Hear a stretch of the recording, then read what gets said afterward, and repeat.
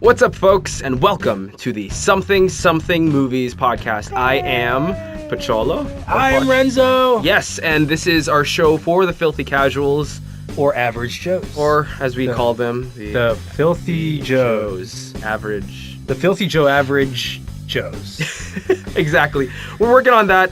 This is a movie podcast for those people that just love movies, don't really go to it religiously, but they just want to be in the know. So you have me and Renzo here, make it palatable to audiences because we understand you, and we are the definition of average Joe moviegoers. And so many film podcasts are so intimidating because they drop so many names of cinematographers and just so many terms and Italian names as well. Exactly, and they have these laurel symbols that you just get so intimidated by. Wow, this is can approved. Cans approved. Cans? I don't even know. We know how to say can, people, but yes. Start off. Poch and I are sick. Yeah, so we're gonna be thankful. Yeah, we're that's still churning out content. Exactly. That's why it sounds a bit off right now because we're sick. Not that we didn't have any equipment ready. No, it's just because we're not recording off of my phone. Definitely we're not. We're just sick. Yeah, I hope you turn off your notifications. Yeah, just because it's proper practice when we're recording in a studio. Yeah, a live studio. Exactly. We need to just be very professional about it. There you go. Also, we have about 160 likes on our page. 160 likes. Let's hit that 200. I think we should do something special for the 200th. 200 special. Yeah, 200th special. And I think we have over 9 subscribers. What? On YouTube? On YouTube, dude, man. We're so close to double digits. Exactly. Well, thank you guys so much for constantly.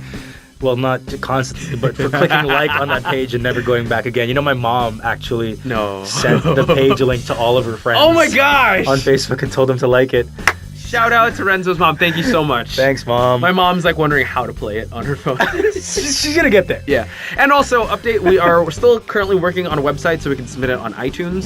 So you guys can hear us on, hopefully, iTunes. And I don't know how Spotify works. Yeah. If you guys don't, please drop us a message. That's help true. us out. Yeah, definitely. That would be great. So, let's get right into it, people, starting with real movie news. Thoughts, what you got? Okay, so a lot of buzz last week of August. A lot of them were actually, a lot of news were for comic book movies. But I know we talked about the Joker last time. We have a lot of Shazam's coming out with different things. But let's focus more on the real issue here. Okay, this is what jumped at me. Okay, so apparently Lord of the Flies, that movie back in the day? Yeah. Actually, it was even a book. It's about these elementary kids that got stranded on an island and they make their own civilization, right? Yeah. So word has it that there is going to be a female-centric remake of Lord of the Flies, okay? So the author, William Golding, wrote it at 1954, and there were 2 movies that came out by Peter Brooks and Harry Hook. Wow. So that was it's been done before, and now they're going to do it again. Wow. But all this time it's all female. It's all female, and I just have to say that the directors or the writers is Scott McGee and David Siegel. A lot of this is actually gaining a lot of backlash online because you got 2 guys writing a story about girls. Yeah, all women. And also considering the source material. Like what you said, yeah, exactly. Now, straight up, I haven't seen the original, nor have I read the original. Okay, I kind of watched it when I was a kid, and it gets pretty dark. Because these kids, they start to mimic society, and there's, it talks a lot about bullying. Yeah. It talks a lot about toxic masculinity, like you said, like what SparkNote said, because I had to do my research. There you go. No, I mean, I think that's why it's getting a lot of backlash, because the whole point of the original is to point out what would happen if you get a bunch of, young boys, make them create their own civilization, and the toxic masculinity in play will eventually be their downfall. I think that's the lesson that you take away from it. If you make it all girls, where does that? They don't have the toxic masculinity. You know what would be the worst thing that could happen in this movie? What? If they have one boy in there and then they'll fight over that guy. That would be the downfall, I think, of that movie. Lord of the misogynistic fireflies. Exactly. Actually, I have to get your take because Ghostbusters came out with all female cast. Yeah. Ocean's 8 is out. It's all female. And now this is coming out. Do you think this is going to be a trend in Hollywood? Your average Joe take on it. Well, it's always been a trend in Hollywood recently to just remake movies, to reimagine them. Yeah. And with being woke, aware. More and more becoming a trend, a fad, people getting aware, which is also a good thing. People are getting more and more aware of social issues and opening their eyes to things that they wouldn't have when they were younger. It might come at the expense of the film or source material's message, like here in Lord of the Flies. Right. With Ghostbusters, I understand because they're just Ghostbusters. It's a fun movie. Exactly. You can switch up the genders without making too many It was differences. a fun. I watched it. It was pretty fun. I didn't watch it. Okay, it's okay. Like Chris, oh god, was it Chris? No, Chris Hemsworth. He was really funny. There you go. Then Kristen Wiig, but everyone was just wondering, like, is there a need to remake Ghostbusters, and how come it's all female? Like, everyone was just wondering, like, is this just a cash grab, or are we actually pushing the envelope of movies? Because this just seems like, okay, let's just make a few money. Let's just say make a few like bucks here and there. Let's get Kristen Wiig, get Melissa McCarthy. Okay, let's shoot it. And then like people won't say anything about it because what are you gonna say? That's like, true, anti-feminist. You like, can't say anything because then exactly. it'll be misogynistic. But then I think it's two things. Number one, Hollywood is just always finding ways to milk money out of everything, including feminism and including the need for more women in media. And number two, I think it's for all the little girls out there. You know? True. Like when you and I were younger, we saw the Ghostbusters and we saw they were all dudes. We were like, yo, I want to be a Ghostbuster. And we saw. I haven't seen Ghostbusters. The original? Actually, I've seen snippets. I know. Egon. I know. Okay, I've seen a little bit. I know Pillsbury Doughboys. That's totally fun. You should totally check it out. It's great. Okay, cool. But it's really just, for the kids because then you got a lot of these young girls, little girls going to the cinema and you're like, yo, I can be a Ghostbuster. And it's fun. It's just, I feel like people are reading in it too much. And there is that assumption, as you said, that if you say anything bad about it, it's automatically sexist, which is totally not true. I mean, if you have a problem with it being all girls, then that is kind of sexist. But then if you just have a problem with it as a movie in general, without, focusing too much on the gender of the cast, then I don't see what the problem is. But what are your thoughts on it? Well, I think it's I don't know. I feel like movies these days are trying to constantly push the envelope. And like me and my friend Altair, he thinks that one of these days, like in the future, there's going to be like choose your own, like customize your movie. Like, oh, let's pick Captain America where his shield's on the left this time. Because we're going to nitpick movies and change it to the way, maybe change the endings. Maybe that was a really ridiculous example. But I think at this point, Hollywood is trying to please everyone. Yeah. And in turn, you're going to get haters. That's true. And only time will tell. Like, I mean, honestly, like the backlash is coming from a place of good intention because people like the original source material. And let's see what'll happen when they make it all female. Maybe there's something we don't see because the directors say that they are going to try to put it in a way that hasn't been seen yet. Okay. So we'll see. Yeah. Something to look out for. I'm not too hopeful. I don't know. Because like the one thing I do have a problem with is the fact that it's two male directors writing a movie that's all about all girls. Because then, there's no better person to write an all-female movie than a woman. Patty Jenkins. Get something. Yeah. Who is that? Oh, she's the one that directed Wonder Woman. There you go. Patty Jenkins. Let's get Patty Jenkins some work. Yeah. I don't think you were hearing me right because you got the whole sickness thing going on. That's true. Yeah, so Patty Jenkins. I know Patty Jenkins. Exactly. Duh. We have our own movie podcast. Exactly. How do you not know who Patty Jenkins is? Exactly. So let's see how that fares when Lord of the Flies, Lordess, Lady of the Flies, Ladies of the Fly.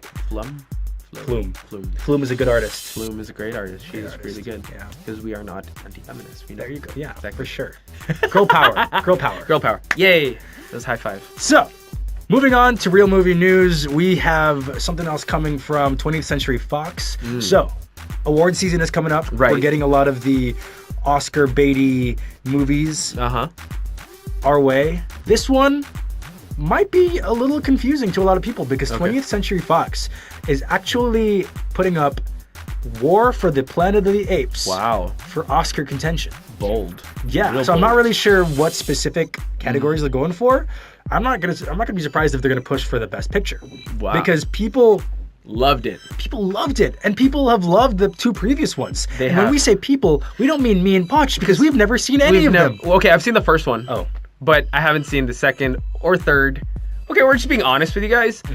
But it looks good. Yeah. Like, I'm gonna watch it. I mean, the reviews speak for themselves. Yeah. People like it, and people seem to be coming back. Woody Harrelson. Woody Harrelson.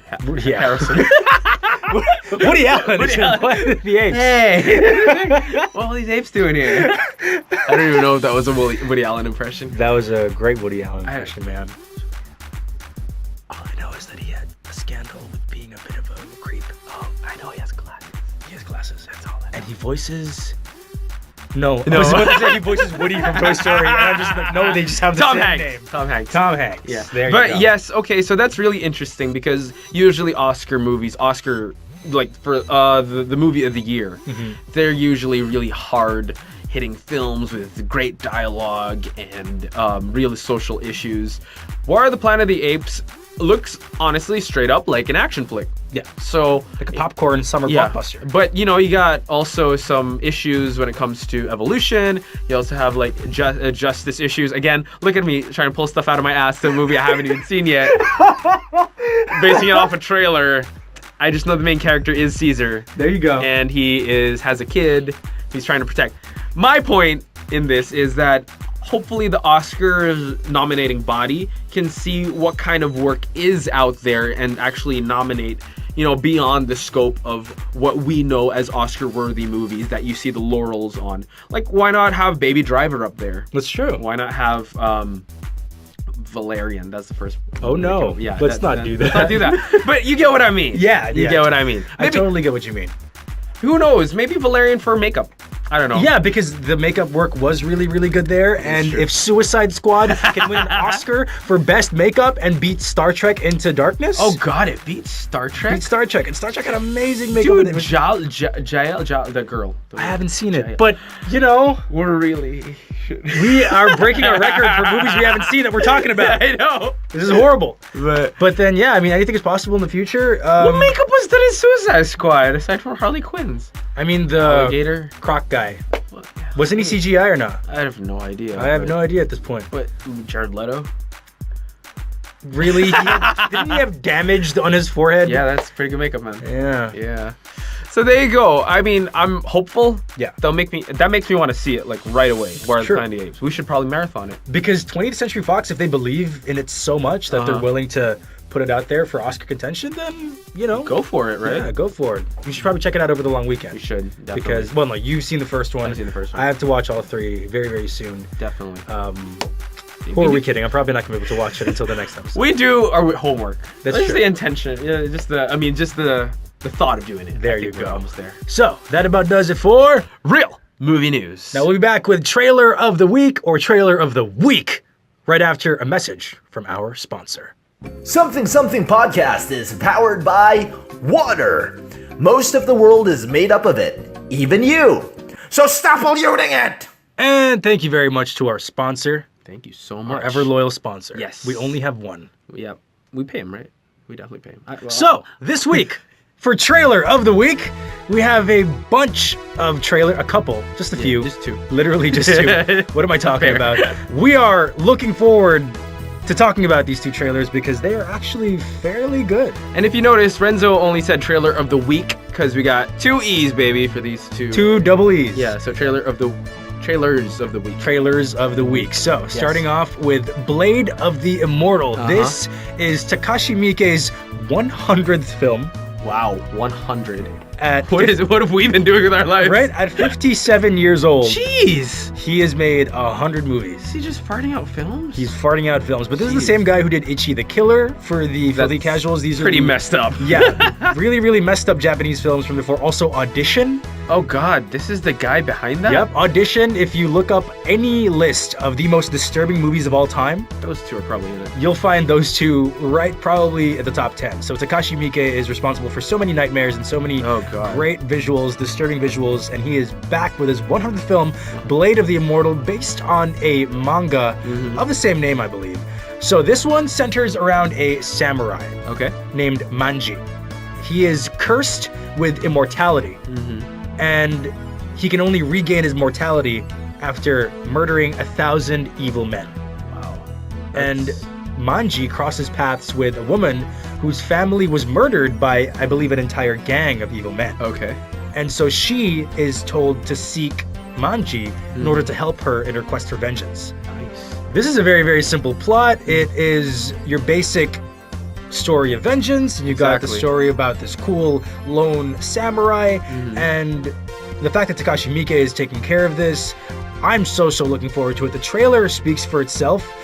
It is the first Japanese trailer Japanese trailer for a Japanese film that I've seen that actually uses trap music. Yeah. Oh my God. I was gonna ask, is RZA in it or anything? Cause isn't it RZA? RZA. I have no idea. See, it's very filthy casual. RZA, RZA, Iron Fist. Mr. RZA. Mr. RZA. I don't know. RZA. But I'm not sure if he's in it. I'm not sure who did the music. But then it was pretty badass. It looked pretty badass. It reminded me a lot of A Man with the Iron Fist. Yes. The trailer to that. Yeah. However, I think this one's gonna deliver because you got the director Takashi Miike. Yeah. And I've seen like snippets of Ichi the Killer. Like I couldn't finish it actually. I haven't seen Ichi the Killer. I've seen Audition. Have you seen Audition? Oh, I've seen Audition. That is disgusting. Yeah. But if you've seen Ichi the Killer, he can direct action. Did he do Old? No, he didn't do Old Boy. Did he do? He did Audition. Did he do Imprint? There was this, Imprint. No, Imprint is from the same director as Old Boy, I believe. Okay. Imprint is the vampire movie, right? It is the movie about this guy that goes. It's basically a pretty messed up movie about incest. So, yeah, look at that. See that? Yikes! Yeah, look at that. Yeah, I'm looking at photos right now. Master of Horror. Oh, it is not. Is him? Directed by Michael Lynn. Michael Lynn. That is not the same person. That is not Takashi Miike. But it is still messed up. Still messed up. That's true. So Blade of the Immortal, I believe the trailer really works for a simple reason. The story is basic, not in a bad way, but easy just to get and easy to establish. And the trailer is all visuals.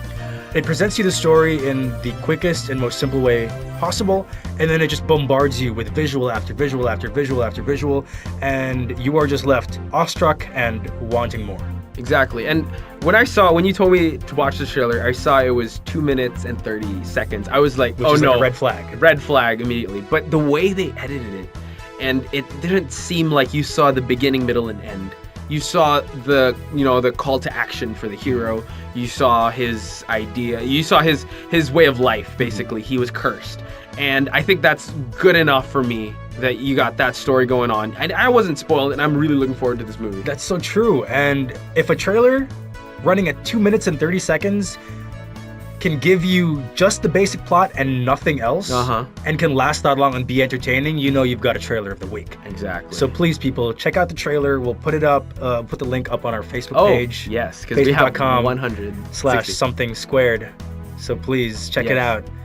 Blade of the Immortal. Nice. Okay, moving on to mine. So now this movie is called Downsizing. Okay, got some big names going on. You got Matt Damon, Christoph Waltz, Kristen Wiig, and it's actually, the name of the movie is actually in the trailer because this trailer is only 30 seconds long.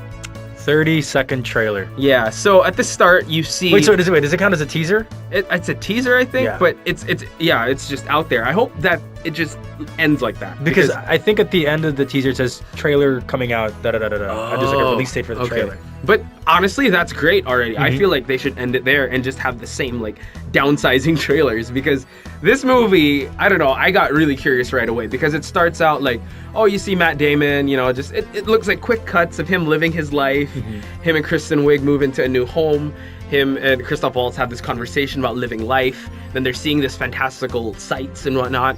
Then all of a sudden, you see Matt Damon in a hospital, like in a stretcher with his head shaved, and he's being wheeled into a room with all the other people unconscious, all white. And all of a sudden, he switches this button, and all of a sudden, it says downsizing, and people there's a diagram of people shrinking. And that's how the trailer ends. Which is so confusing and so puzzling, and which makes people want to check it out even more. Exactly. I feel like they should end it there. That is how you tease people. Now, I have to ask Renzo, because I researched on it, what do you think the movie's about?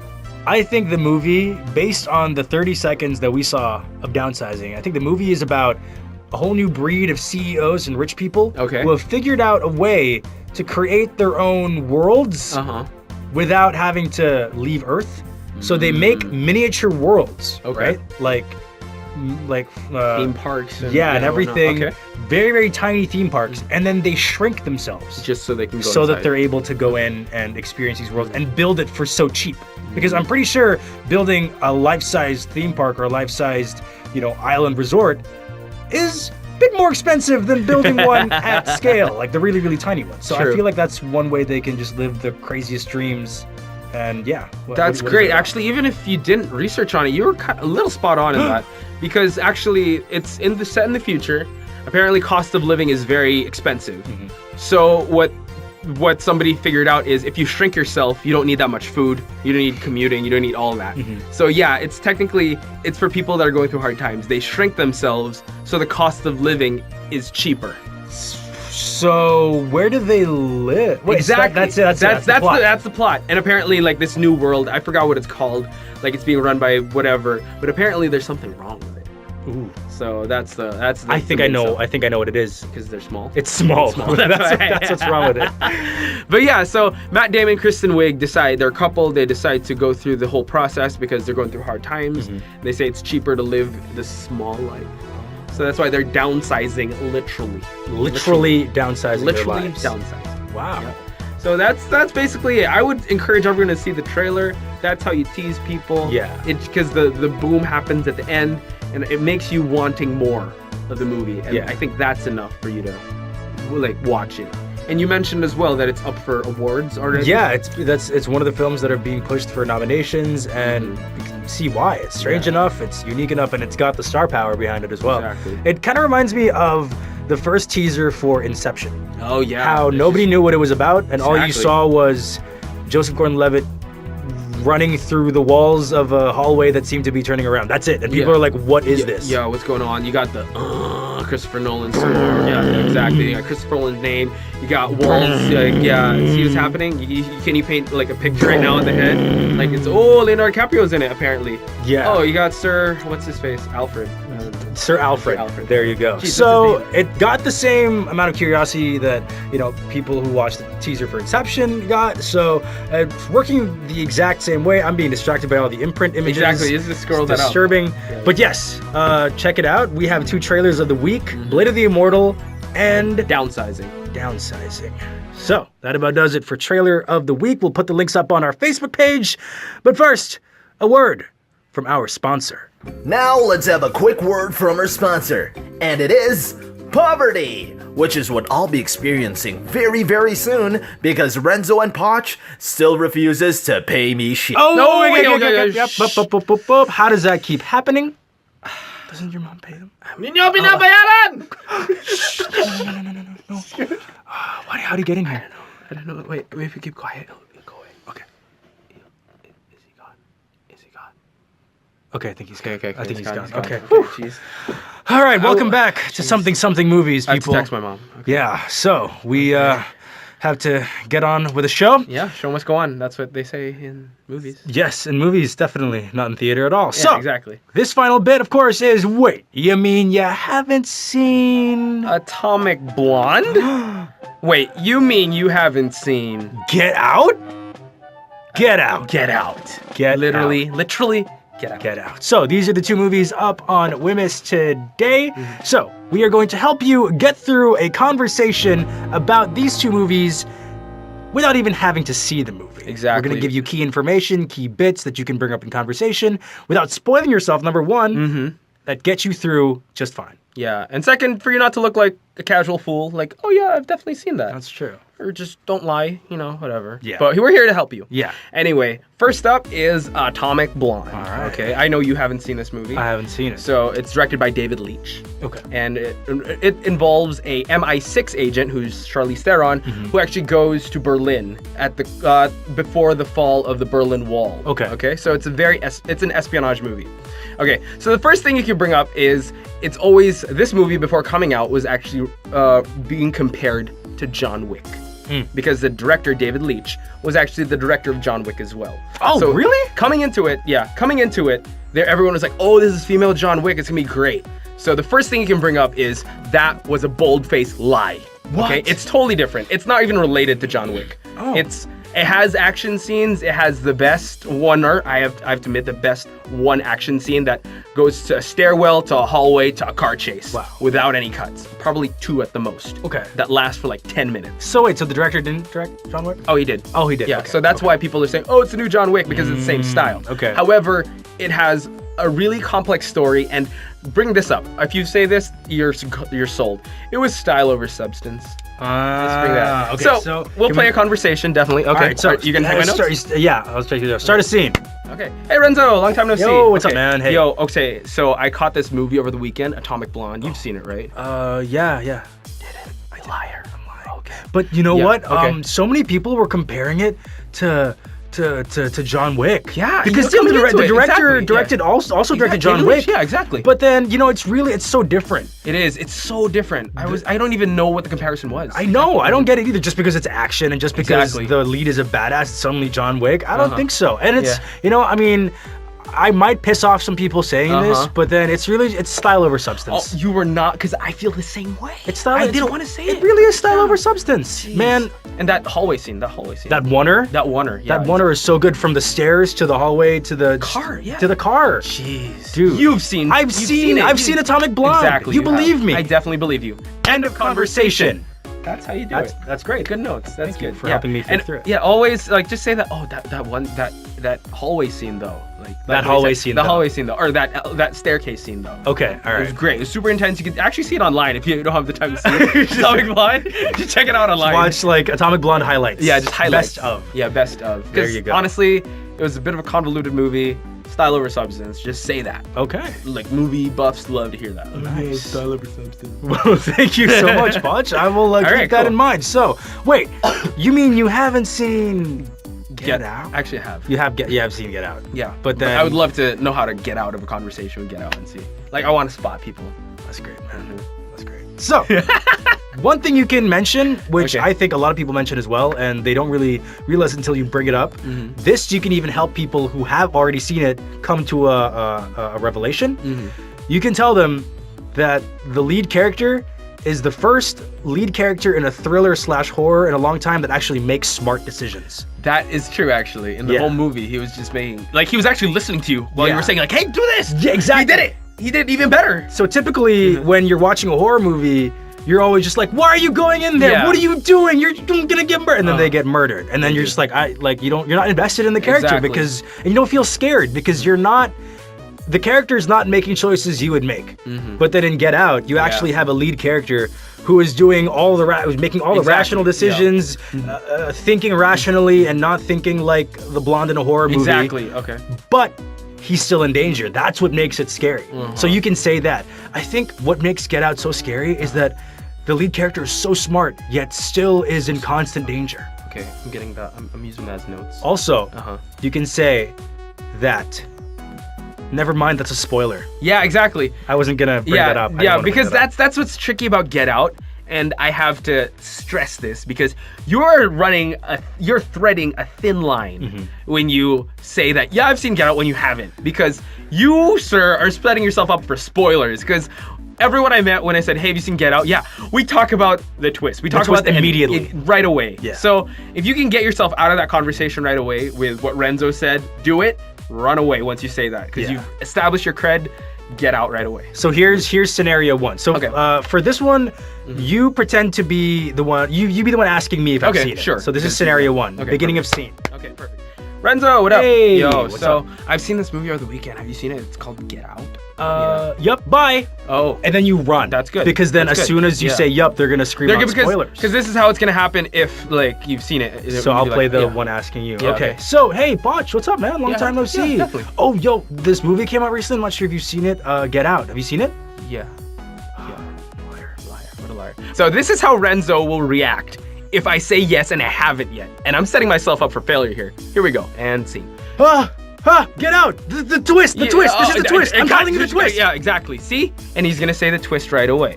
So that's why you have to take charge of that conversation right away. Yes, I've seen it. The protagonist does everything right in that movie. I'm out of here. There, and then you just book it the other way. Just book it. Because we're saving you, because this is one of the greatest movies I've seen this year. Yeah. So far. Legit. So, legit. And definitely I hope Jordan Peele makes more of this type of movies, because it's actually pushing the envelope, I think, in the horror genre, because this really pulled just surprised the hell out of me. Yes, and it was very well received and rightfully so. And yeah, one of the few movies that actually that if you haven't seen it yet, and if you get into a conversation with someone who has seen it, don't continue that conversation. Yeah. Go home and watch it and then come back. I know Wimmis were all about, giving you tips. Yeah. This is the best tip we can give you for Get Out. Watch Get Out. Watch Get Out. Get out of a conversation if you haven't seen it yet. Like, yo, I haven't seen Get Out. Could you please? Yeah, I heard that the main character is really smart, though. then just mention, hey, follow us on something podcast. There you go. Because these guys know their shit. That's what you can do. S-bomb, So, that about does it for Wait, you mean you haven't seen... Atomic Blonde, but wait, you mean you haven't seen... Get Out? Next week on Something Movies, we will be having Leonardo DiCaprio on the phone to talk about his latest endeavors in Hollywood. Yes, definitely. We're lying, that's not gonna happen. Maybe, we don't know. We know. My mom has connections. We'll see. We'll see. Yeah, we'll see. So, very hopeful. Till then, we'll see ya, ya filthy casuals.